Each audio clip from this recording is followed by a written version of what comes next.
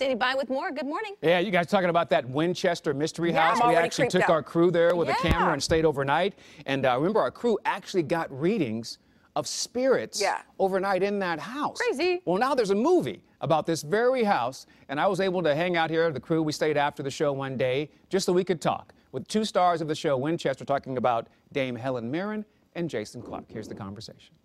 Joining us today, Dame Helen Mirren and Jason Clarke. They join us live to talk about the film Winchester. Hey, how are you doing today? We're good, thank you, Ken. Ken, thank you. Okay, let me just ask a question. Did you guys intentionally put what it seems like every single horror movie into one movie? I saw the trailer. This thing freaked me out. What was the experience like making this movie that's based on real-life events? Blood, sweat, and tears. We worked very hard. I mean, you know, when you're making this sort of movie, it is actually quite technical. You're building the building blocks of making these scenes work. But we had such an advantage with the fact that we were making a story that around a real house that you can visit, as you know, it's not far from Sacramento, and that I was playing a character who absolutely existed in real life, in history. So, you know, those elements add a real frisson to it. I don't call it a horror film, I call it a ghost story. It's a story about a haunted house, and a house you can visit and decide for yourself whether you think it's haunted or not. Yeah, there's so many questions about the character that is Sarah Winchester, and whether she's just really a brilliant individual, or maybe she was, you know, somehow deranged in some way. Jason, you play the doctor in here, Dr. Eric Price, who I think folks have sent to see, in fact, if Sarah Winchester is crazy, right? Yes, absolutely. I mean, I think, like myself, even just going down, even as Jason as well as Eric, you can't help but deny her brilliance. She is brilliant, regardless of whether you think she's crazy or she's possessed or she's obsessed.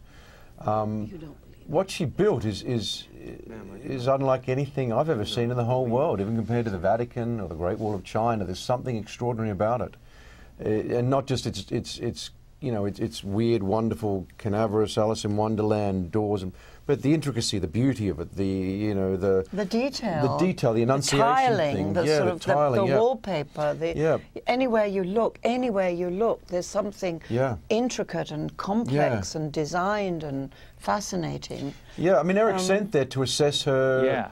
Not even to actually assess. You know, the company obviously want him to pay for an assessment that they want.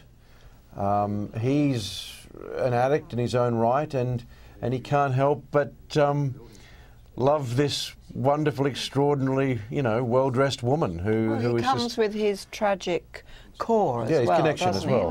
It's very much about grief and loss, you know, the film. Yeah. And in a way, you know, very often that the people, it's the people who are left behind, isn't it?